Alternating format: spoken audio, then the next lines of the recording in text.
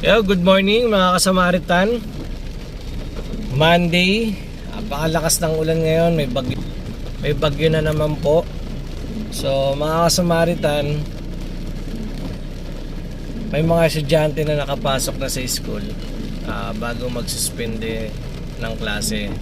So ngayon, eto tayo bilang mga magulang, syempre maawa tayo sa estudyante natin. Tingnan naman natin, no? Diba? O mga magulang, wag na natin hintayin si mayor o si gobernador o kahit sino man na mag-cancel ng pasok pagdating sa ganitong sitwasyon.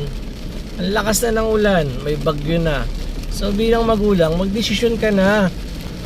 Hindi yung para lang mag-post ng mayor may pasok ba o ano. Wag nang ganun. Ang bihira naman bilang magulang.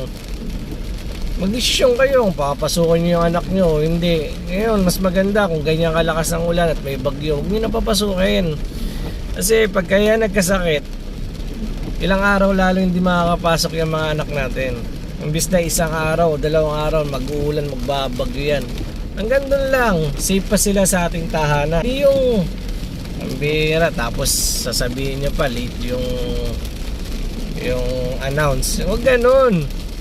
Ay mga magulang na magdesisyon para sa ating mga anak. Good morning again mga kasamatan.